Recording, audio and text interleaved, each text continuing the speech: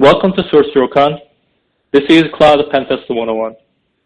In this presentation, we'll talk about, as a security professional, why we need to focus on cloud security, and some high-level overview of how to conduct a cloud penetration testing, and finally demonstrating some example attack scenarios. Let's begin. Hi everyone, my name is Daniel Min. I'm a tech manager with Optiv's threat management practice, specifically in our attack and penetration testing team. I'm specializing in network penetration testing, web app and cloud security assessment, and breach simulations. I am originally from South Korea and have been in this offensive security field about 5 years. And before joining Optiv, I was in the military for about a couple of years and also worked in 2 different global consulting firms as an offensive security consultant. Yeah, I'm very looking forward to today's talk and hope everyone can learn something about cloud security. Now I will pass it over to Rob to introduce himself. Thanks, Dan. And hi, everyone. My name is Robert Surace. I am a security consultant on the Optiv threat management practice, specifically in the attack and penetration team, and I specialize in internal, external, and cloud penetration tests, as well as social engineering. I've been in the IT space for a little over 12 years now, and I have a background in network and systems engineering. And now I enjoy working on the offensive side of security. I'm looking forward to today's talk and sharing some knowledge with everybody. So when I think about the cloud, I think about being able to host and operate assets from a decentralized location without having to worry about physical infrastructure and having to take care of it, upgrade it, fix it when it breaks. There are third-party cloud provider platforms such as Amazon's web services, Microsoft's Azure platform, and the Google Cloud platform. Within each of these, you can host services such as web applications, file storages, databases. There's even tools for identity and access management. You can host systems such as virtual machines and even take advantage of serverless computing. You can create full virtual networks as basic or as complex as you want. Over the years, the cloud has evolved, and now there are such things called cloud-native applications. These applications are purpose-built for the cloud and take advantage of specific services within the cloud. These applications have advantages over the legacy typical deployments that we've seen in the past that allow for a more seamless integration, more efficient resource utilization, and an overall better user experience. So you might be wondering, from a security standpoint anyways, why do we even care about the cloud? The answer to that question is simple, really. It's because in the past few years, we have seen an exponential rise in companies utilizing cloud platforms to serve their resources.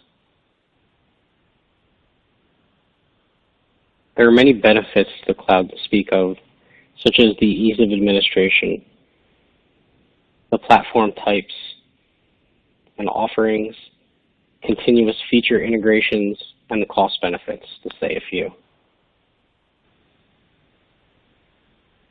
As we move our sensitive data and intellectual property into the cloud infrastructure, attackers are taking notice and targeting these cloud environments.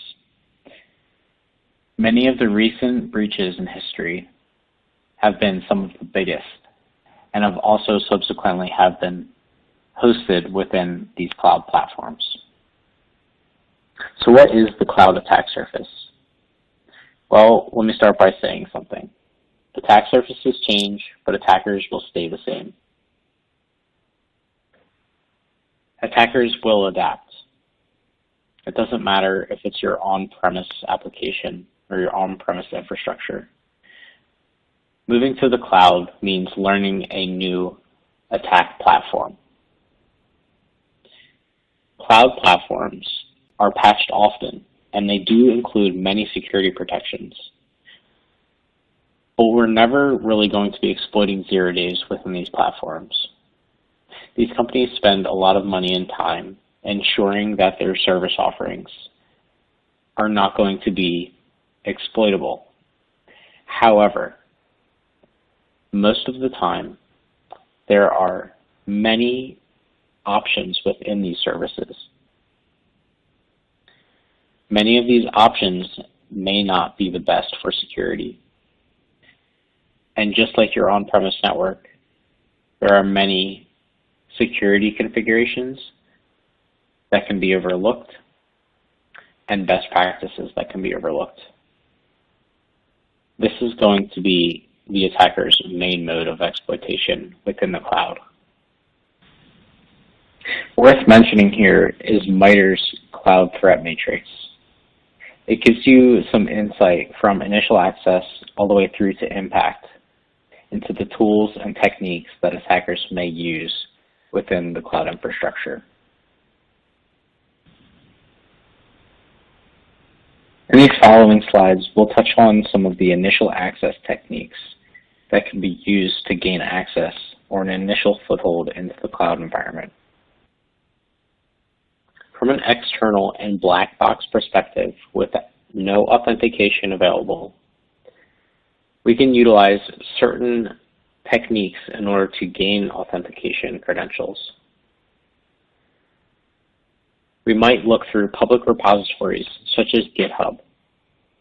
We can utilize tools such as TruffleHog, GitLeaks, and GitRob to automate the searching for these credentials. These tools will look through certain repositories and look at the code and attempt to parse out any authentication credentials such as secret keys.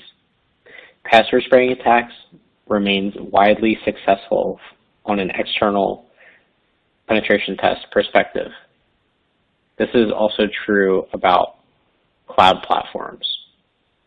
The tool Go365 was developed by Optiv to perform password spraying attacks against the Office 365 platform. The Gmail enum tool is a great tool that will query a Gmail API endpoint by looking at the host header that is returned. We can determine whether a user is actually existent or non-existent. This is going to allow us to build a valid user list to perform password spraying attacks against. Social engineering remains the #1 successful way to compromise a company. Be aware of phishing and phone pretexting. Phishing protections have grown and become very sophisticated over the years as well. However, the attacks are becoming just as sophisticated. It's always that cat and mouse game. Phone pretexting is especially tricky because dealing with an actual human element and human endpoint can make and take the trust in a human-to-human relationship and strain it.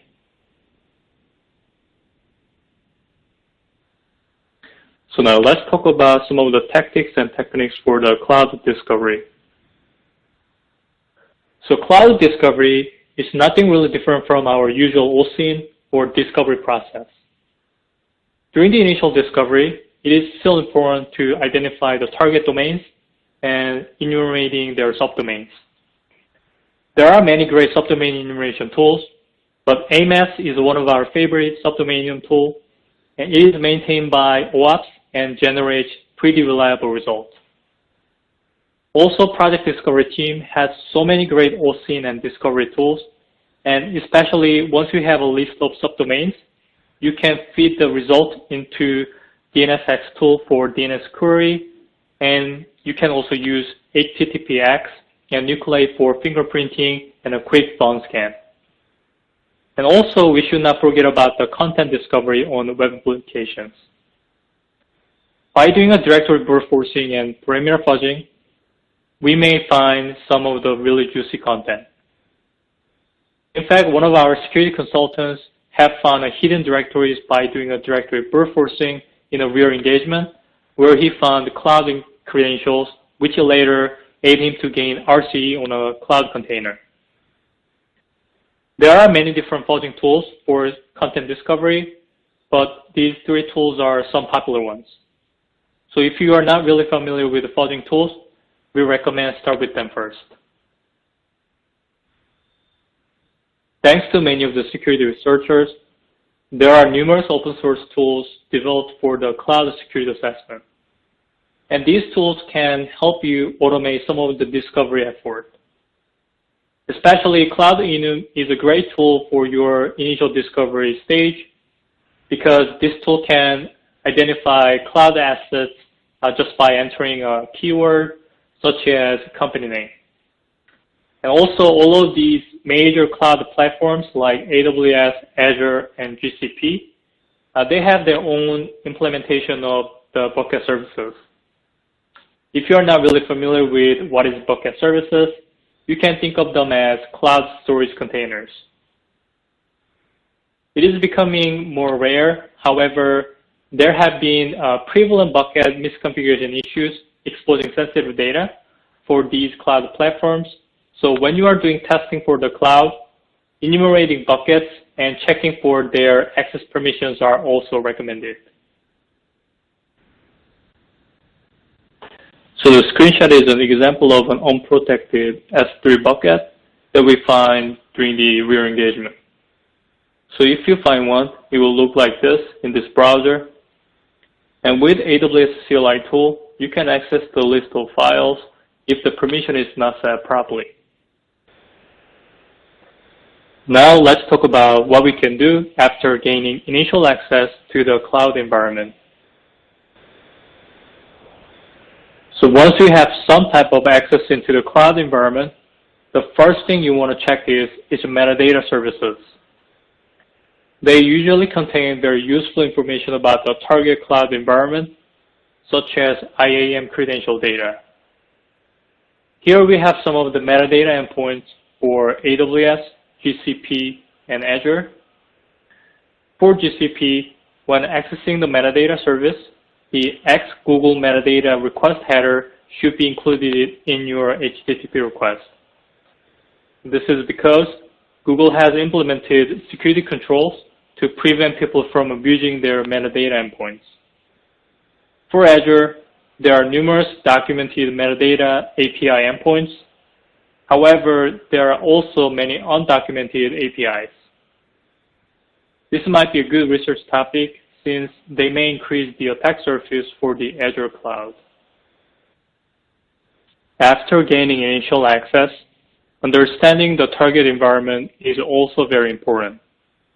To do that, you could use the cloud platform's native CLI tools such as AWS CLI, AZ CLI, and GCP Cloud SDK to enumerate the target environment. For AWS, the tool called Paku, created by Rhino Security, is a great AWS attack framework that has various modules for privilege escalation, lateral movement, and even exploitation. For Azure, tools like Roll Tools and Azure Hound would be great choices to utilize for getting a good picture of the target Azure Active Directory environment. Finally, let's talk about some of the post-exploitation considerations. When you are performing a security assessment, especially if you are executing a targeted approach, it is always recommended to communicate with your client to discuss the end goals. For example, we can ask the client what are their crown jewels. It could be anything from their customer data, any PCI or payment information, or confidential documents that are stored in their cloud. If the client is using a hybrid model, meaning that they are operating both on-premises and cloud infrastructure, it might be a good idea to test if we can further compromise the on-premises systems from the initial cloud access. And finally, you can try to create a persistent on the compromised cloud environment by adding a new user or deploying a new virtual machine. So before we end this presentation, we wanted to demonstrate two hypothetical attack scenarios targeting the AWS cloud. For this demo, we will use a project called Cloud Goat, which is created by Rhino Security for the purpose of practicing AWS attack vectors. The reason why we chose this project for our demonstration is because some of its attack scenarios are very similar to real attacks. And we will first demo the EC2 running a web application vulnerable to SSRF vulnerability, and then we will demo misconfigure the reverse proxy that allows unauthorized access to AWS metadata services, and then further compromise the S3 bucket for data exfiltration. So let's go ahead and start the first attack scenario. So this is about an AWS EC2 instance running a web application, which is vulnerable to server-side request forgery. So SSRF is a vulnerability that allows an attacker to trick the server-side application to make HTTP requests to an arbitrary domain or an external system of the attacker's choice. In this case, we will try to exploit this vulnerability to access the AWS metadata service. So we got a scope IP address, as you can see on the screenshot, and a quick nslookup command discovered that this was an AWS EC2 instance. So next, we performed some parameter fudging against the target IP, and it discovered an interesting parameter called URL. And this one came back with a different HTTP response status code 404 from the other candidates, which were 500.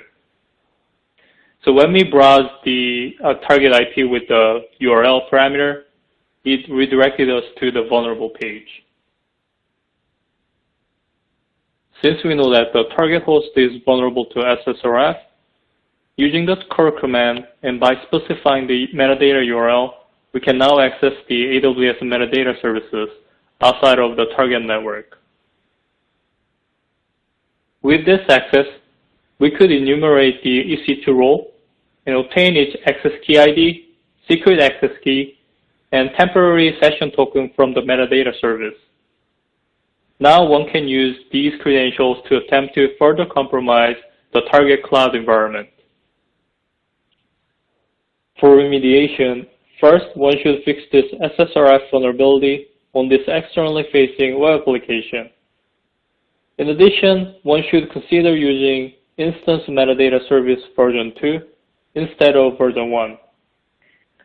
Version 1 just makes it easier for SSRF attacks since it only requires a HTTP GET request and no authentication to allow access to the AWS metadata services.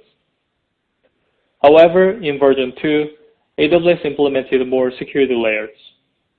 It now requires a user to generate a temporary API token using a HTTP PUT request first, and it also requires the user to add X AWS EC2 metadata token header with the generated API token when accessing the metadata services. All these updates make the SSRF attack much harder since attackers can no longer solely rely on the HTTP GET request. They now need to find additional ways to make HTTP PUT requests and also modify the request headers to add the temporary API token for metadata service access. All right, let's go through another attack scenario. Again, we'll be using Cloud Goat, and this time we're going to be exploiting a misconfigured reverse proxy to query the metadata service and gain access to an authenticated S3 bucket. So when we perform an nslookup on the IP address in scope, we do in fact see that this is an EC2 instance. When looking at what services are available on this host, we see that port 80 is exposed, and we run the curl command. We get a response back hinting that we are accessing this host through a reverse proxy. This reverse proxy allows us to specify a host header to access resources on the back end. Instead of accessing legitimate resources, we give it the link local IP address of the EC2 instance. This way we can bypass access controls to access the metadata service that would otherwise be inaccessible remotely.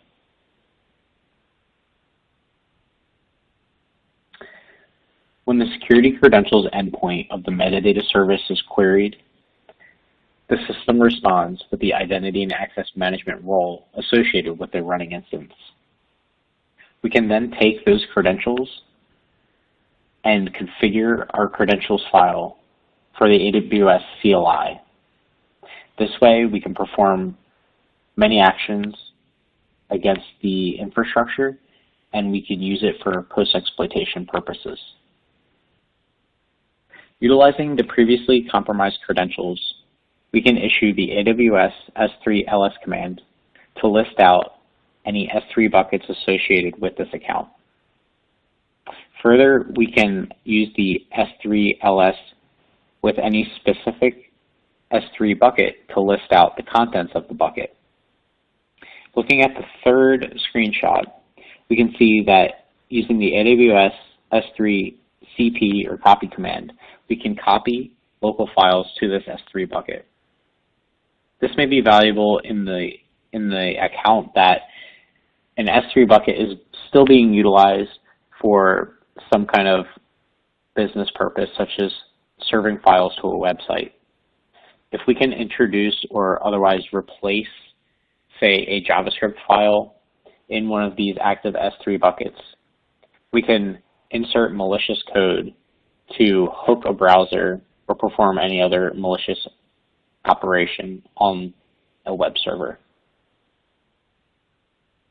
As data exfiltration may be the most valuable action for us, we can use the AWS S3 sync command to download any file within the S3 bucket.